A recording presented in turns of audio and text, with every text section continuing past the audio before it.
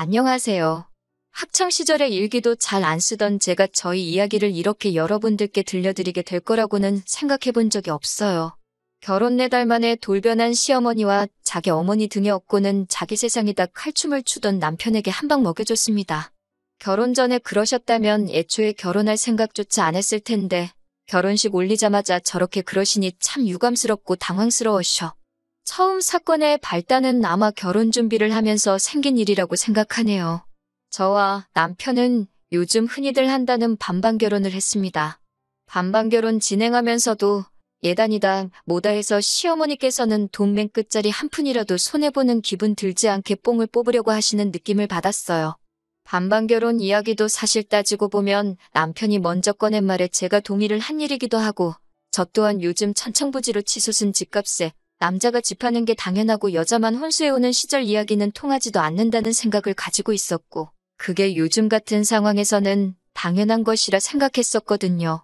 반반결혼을 하는 데 있어서 저는 아무런 불만이 없었고 오히려 나중에 우리 집에서 더 했네 니네가 덜 했네 이런 이야기 나오는 거 싫어서 되도록 시어머니가 원하는 대로 맞춰가려고 했습니다. 대신 저도 무작정 손해만 보고 싶지는 않았기에 어머님의 요구가 좀 지나치다는 생각이 들면 저도 다른 방법을 동원해서 최대한 현실적인 상황이 되도록 노력했습니다. 예를 들면 어머님께서는 막바지에 가서는 남들 다 받는 명품 가방 하나를 받아야겠다는 식으로 말하셨는데 그 금액대가 몇백만 원이 넘는 고가의 가방이었거든요.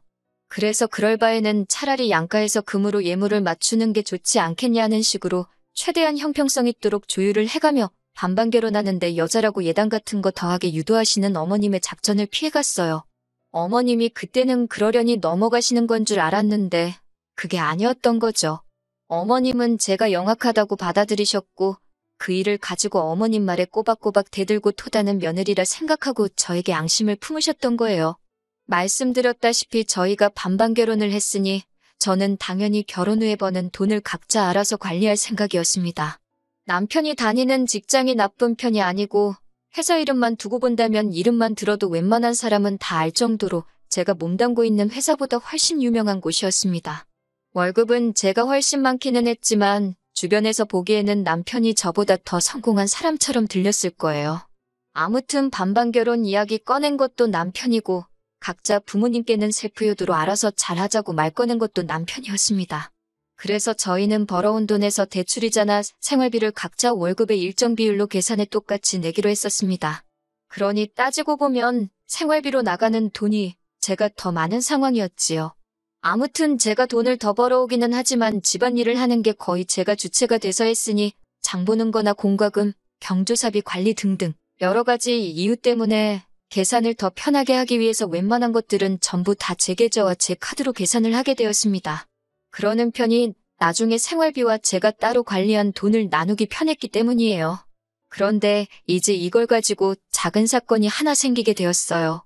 이게 결혼한 후로 딱 4달이 지난 시점이었고 그때는 바로 결혼하고 처음 맞는 어머님의 생신날이었습니다. 시어머니 용돈 한다고 남편이 봉투는 알아서 따로 챙기더군요.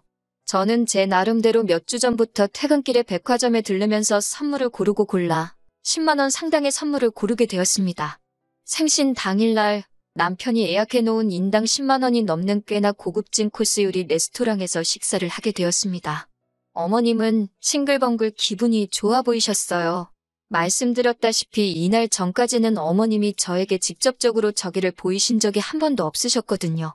그런데 난데없이 제가 좀 나쁘게 들었을 수는 있지만 약간 비아냥대시는 말투로 며느리 덕분에 이런 것도 다 먹어본다면서 우리 아들이 힘들게 번 돈이 어쩌고 저쩌고 하시면서 결혼하고 맞는 시어머니 첫 생신인데 며느리가 밥상은 안 차리고 아들 돈으로 편하게 때우려고 한다는 식으로 말을 하시더라고요. 생신상 챙겨드리는 거야 어려운 일이 아닌데 솜씨 없는 제 음식 드시는 것보다 분위기 좋고 맛까지 좋은 레스토랑에서 식사가 더 좋겠다는 생각이 들기도 했고 이미 남편이 결혼 전부터 각자 부모님께 셀프효도 하자고 못을 박아놓은 상황인데 제가 나서서 어머님 생신이라고 미역국 끓이고 그럴 필요가 없다고 생각을 했었습니다. 그런데도 계속해서 제가 귀찮고 신경을 안 써서 남편 헛돈 쓰게 만들었다는 식으로 말씀을 하시니 저도 아무 말을 하지 않고 있을 수가 없어서 한마디 꺼냈습니다.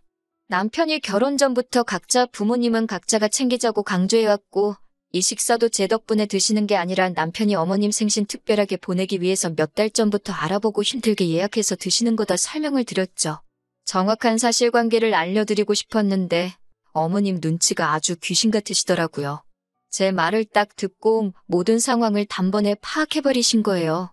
봉투 따로, 선물이 따로 있으니 어머님께서는 대번에 이 봉투는 아들이 준비한 거고 너는 고작이 향수 하나를 준비한 거냐?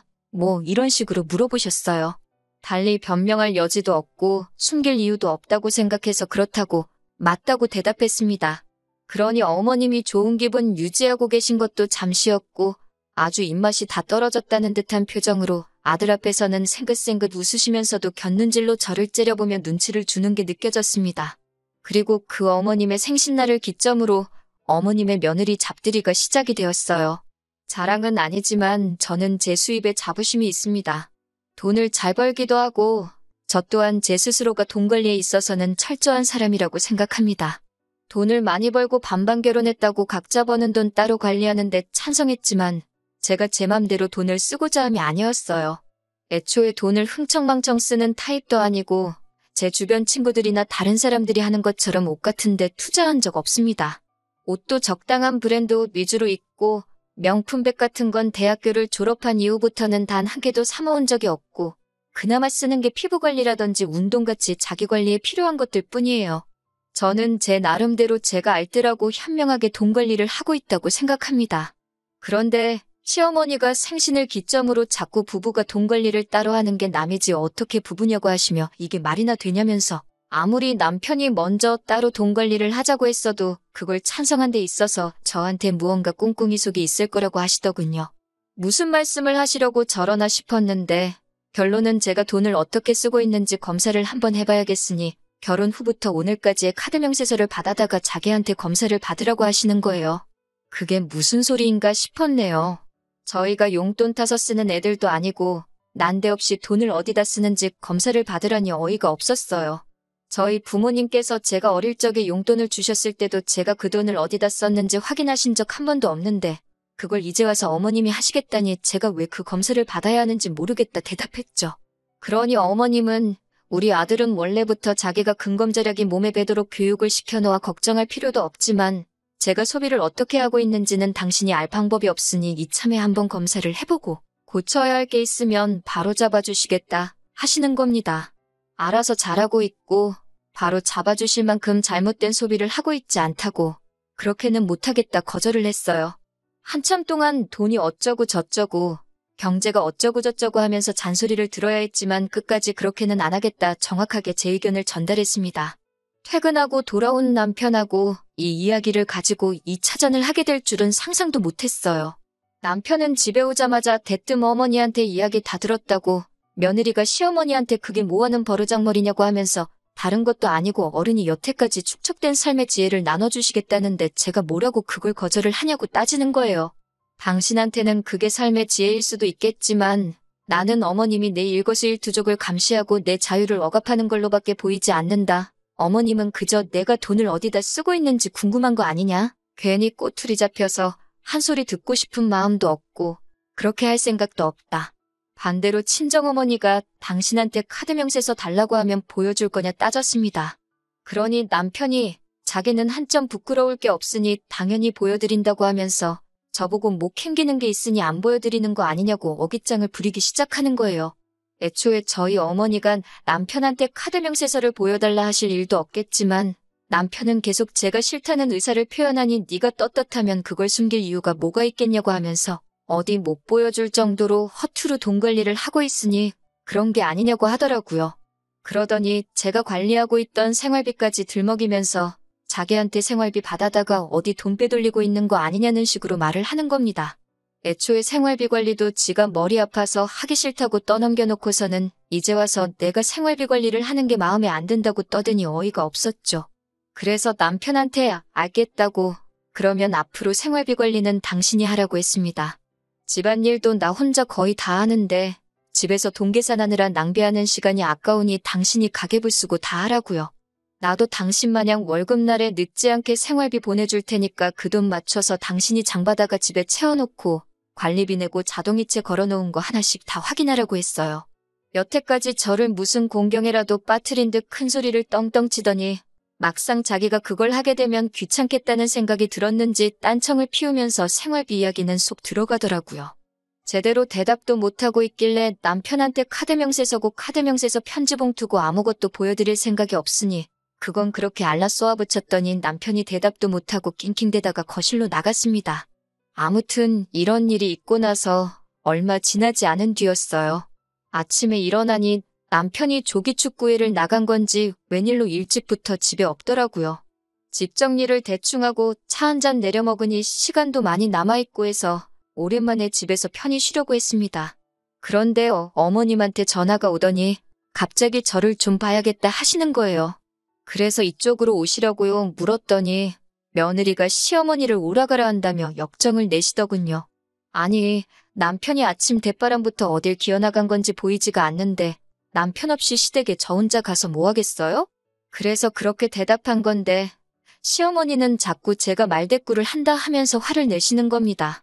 그렇다고 어머님을 제가 이겨먹는다고 뭐가 크게 달라질 것도 아니고 요 근래부터 계속 어머님한테 덤비기만 했으니 저도 한 수 졌고 알겠다 말하고 점심 되기 전에 도착하겠다 말씀드리고 시가로 향했습니다. 시가에 가니 어디 갔나 했던 남편이 어머님 옆에 양반다리를 하고 나란히 앉아 있었어요. 아침 대바람부터 어딜 갔나 했더니 지네 엄마한테 간 거였네요. 어차피 저를 따로 부를 생각이었으면 아침에 저랑 같이 움직이지 왜 나만 혼자 대중교통을 타고 와야 했는지 어이가 없었습니다. 아무튼 어머님은 제 인사를 받기도 전에 저보고 이리 좀 와서 앉아보라고 하시는 거예요. 무슨 일로 부르셨냐 물으니 제 버릇을 고쳐주려고 불렀다 하시는 겁니다. 왜 저러시나 싶었는데 품에서 카드 명세서를 딱 꺼내시더라고요. 보니까 남편이 우편함에 있는 걸 가로채서 지 엄마한테 아침 눈 뜨자마자 일러 바치러 온 거였구나 하는 생각이 들었어요. 그걸 꼭 봐야겠다는 시어머니도 웃겼지만 카드 명세서를 가로채서 어머님 가져다 준 남편이 더 웃겼습니다. 솔직히 그 상황에서 집안을 뒤집어버리고 싶을 만큼 화가 많이 났는데 일단 참았어요. 어차피 카드 명세서 안에 흠잡을 곳 하나 없을 거 알고 있었으니 차라리 두 번 다시 제가 돈 쓴 거 가지고 두 번 다시 이야기도 꺼내지 못하게 정확하게 제 할 말을 하는 게 낫겠다 싶었습니다. 결제 내역을 보고 무슨 공부라도 한 건지 명세서 곳곳에 동그라미가 쳐져 있고 뭐라 메모가 써 있더군요. 마땅히 건드릴 말이 없으니 마트에서 장 본 거 가지고 말을 꺼내시더라고요. 둘이서 먹는데 무슨 장 보는데 돈을 그렇게 많이 쓰냐고 하면서 혹시 마트에서 몰래 한우 같은 걸 사가지고 친정에 보내주고 있는 게 아니냐고 하는 겁니다. 남편이 자기 차를 애지중지해서 여자인 제가 차를 끌면 차 어디서 긁어올 수도 있다고 운전대도 못 잡게 하거든요. 그래서 장 보러 갈 때는 항상 남편과 함께 갑니다. 장 보는데 돈이 많이 나오는 건 미리 조리된 튀김 같은 거 먹고 싶다. 튀김에는 맥주를 마셔야지 않겠냐. 고기 구워 먹고 싶다 하면서 쓸데없는 거 하나씩 더 담는 아드님 덕분에 그런 거라고. 애초에 친정은 지방에 있는데 제가 뭐하러 신선식품을 사서 빼돌리겠냐고. 생활비 관리 차원에서 마트에서 그동안 장본 영수증을 다 가지고 있는데 원하시면 보여드리겠다 했죠. 장본 걸 가지고 트집을 못 잡겠다 싶으니 이제는 백화점으로 찍힌 걸 가지고 뭐라 하시는데 하나는 어머님 생신 때 선물 산 거고 나머지 두 개는 계절 바뀌면서 옷 두 벌 산 거라고 말씀드렸습니다. 제가 무슨 옷을 한 번 입고 새 옷을 사는 것도 아니고 계절 바뀌면서 두 벌 산 게 큰 문제가 되나 싶었죠. 그런데 어머님이 며느리가 시어머니보다 좋은 옷을 사 입을 수가 있느냐고 뭐라고 하시는 거예요. 시장하는데 쓰는 돈은 여자인 저보단 남편이 더 많이 쓰고 있는 상황이고 어머님 논리대로라면 시장에서 파는 옷 대충 사서 입고 지내시는 친정아버지보다 남편이 훨씬 좋은 옷을 더 입고 다니고 있는 것부터 지적해야 할 일이고 남편은 심지어 결혼하면서 지 대학 동기 누구는 차를 뭐를 타고 다니네 하면서 남 보는 눈 부끄럽지 않고 싶다며 팔자에도 없는 외제차를 끌고 다니고 있었거든요. 더 들어봤자 제가 카드로 커피 한두 잔 사 마신 것까지 문제 삼으실 것 같아서 제가 나서서 한마디 했습니다. 돈 아끼는 거 누가 좋은 줄 모르냐고. 남편이 차값으로 달달이 내고 있는 돈이며 술값으로 나가는 돈부터 뭐라고 하시는 게 맞지 않냐. 저의 버릇을 고치기 전에 어머님 아들부터 교육을 다시 시키셔야 하는 거 아니냐 말씀드렸어요. 어머님이고 남편이고 둘 다 아무 말도 못하더군요. 각자 돈 알아서 관리하자고 꺼낸 것도 남편인데 이렇게까지 나오시니 어머님 말씀대로 하겠다고 말하고 앞으로 돈을 아껴 쓰겠다고 한 수 져주는 척 했어요. 아무 말도 못하고 난처해 하시다가 제가 어머님 뜻대로 하겠다고 하시니 어머님 표정이 다시 밝아지시더라고요. 그래서 저도 이어서 앞으로 반반 생활 청산하고 남편 월급은 앞으로 제가 관리하겠다. 그리고 가계부를 정확하게 적어서 한 달에 한 번씩 어머님께 보여드리겠다 했어요. 그러니 어머님이 갑자기 당황한 표정으로 왜 그게 그렇게 되는 거냐 하시는 거예요. 그래서 당연한 것 아니냐고. 누가 봐도 남편보다 제가 더 돈을 알뜰하게 관리하는 것 같으니 어머님이 원하는 대로 돈을 아끼기 위해 그렇게 하려는 거라 대답했죠. 앞으로 남들이 하는 것처럼 용돈 드리는 것도 명절 2번과 생신날, 어버이날만 챙기겠다고 했습니다. 액수도 친정씨가 할 것 없이 인당 10만 원으로 통일을 하고 남편과 저도 교통비를 제외하고 한 달 용돈은 20만 원으로 정해놓겠다고 했어요. 식비도 끼니당 3천 원이 넘지 않게 만들고 혹시나 식비 예산을 초과하면 맨밥에 간장 찍어 먹어서라도 그 돈을 맞추겠다고 했습니다. 제가 돈 아낄 줄 몰라서 그동안 남편이 자유롭게 돈 쓰고 다니는 거 내버려둔 게 아니라고 했죠. 모르긴 몰라도 남편이 어머님께 용돈식으로 보내주는 돈도 액수가 꽤 될 거라 생각했는데 어머님 반응을 보니 그게 진짜였구나 하는 확신이 들더군요. 오히려 제가 어머님 말을 듣고 뉘우치는 척하면서 저렇게 나오니 시어머니도 승산이 없다고 생각했는지 바로 꼬리를 내리시고는 그렇게까지 자린고비처럼 살라고 하는 말이 아니라 앞으로 돈을 더 계획적으로 사용했으면 싶어서 그러신 거라고, 앞으로 잘하면 되는 거 아니겠냐고 상황을 정리하려고 하시더라고요. 그때 저도 알겠다고 하고 그냥 끝내도 좋았겠지만 막상 그렇게 끝내자니 썽에 차지가 않더라고요. 아니에요, 어머님 하면서 어머님이 몸소 근검절약에 대해서 가르침을 주시는데 제가 어떻게 그냥 넘어가겠냐고 말하고 마트에서 장 보는 것도 아끼고 어머님보다 좋은 옷 사입을 생각 없으니 지금 있는 옷들이 다 달아해질 때까지 일단 입어보겠다고 했습니다. 그러면서 저도 이렇게 노력을 하는데 남편 또한 달마다 쓸데없이 나가는 돈이 많은 것 같으니 남편 것도 같이 정리하겠다고 했어요. 그중에 제일 쓸데없이 돈을 많이 먹는 게 외제차인 것 같다고, 남편 차는 국산 준중형차나 경차로 바꾸는 게 더 경제적이지 않겠냐고 한마디 했어요. 남들도 다 타고 다니는데 남편이라고 못할 이유가 없다고요. 어머님도 여태 저를 교육하겠다고 꺼낸 말이 있으니 괜찮다고 했다가는 또 남편 월급 관리를 하겠다고 나올까봐 우려가 되신 건지 그러면 그렇게 하자고 엉겁결에 대답을 하셨네요. 남편이 보내주는 용돈이라도 지켜야겠다 생각하셨던 게 아닐까 싶어요. 저도 어쨌든 어머님이 꺼낸 말에 맞춰서 새 옷 사입는 일은 없어지고 말았지만 살을 내주고 뼈를 취했다는 생각을 하니 별로 아깝다는 생각도 들지 않았네요. 그렇게 얼마 전에 남편이 타던 외제차는 얼마 전에 리스 승계를 해주고 완전히 처분을 했고 돌려받은 보증금 가지고 중고매물로 나온 경차를 한 대 뽑아줬습니다. 동네 운전 못하는 여자들이나 타고 다니는 차 같다고 툴툴대더니 외제차 끌던 적에는 기름값이 얼만지간에 비가 오나 눈이 오나 그 차 끌고 출근하겠다 하던 남편이 요즘은 차는 거들떠도 안 보고 지하철을 타고 다니네요. 덕분에 차는 제가 끌고 다니고 있고요. 작은데 연비도 좋고 차도 잘 나가는데 뭐가 그렇게 타기 싫다는 건지 모르겠어요. 어머님은 그 이후부터는 제 길을 죽이는 걸 포기하신 듯한 눈치예요. 결혼 전에 들은 이야기인데 남편 말로는 어린 시절에 형편이 그렇게 어려웠던 시절이 있었다네요.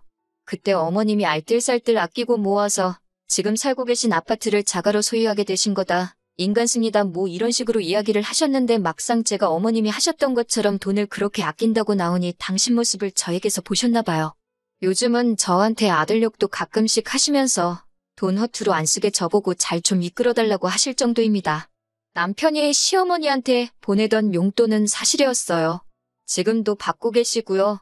그런데 어머님께서 그 이야기를 제게 꺼내시면서 그 돈은 어머님께서 따로 모아서 저희한테 돌려주실 계획이니 마음에 담아두지 말고 나쁘게 생각하지 말라고 하시네요. 어차피 대리효도 하지 말자고 정해놓은 상황에 남편이 벌어온 돈으로 효도를 하는 거에 불만은 크게 없었어요.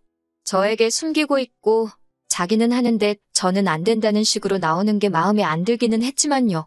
아무튼 그 돈은 남편이 힘들게 일해서 번 돈이고 어머님께 그 돈을 드리는 건 남편이 판단하기에 그만큼 가치가 있다고 생각해서 드리는 게 아니겠냐고, 어머님께서 그 돈을 잘 관리해 주셔서 저희에게 주신다면 감사히 받겠지만 그 돈은 안 주셔도 실망하거나 하지 않을 거라고, 그 돈은 어머님께서 원하시는 대로 하는 게 맞는 돈이라 말씀드렸습니다.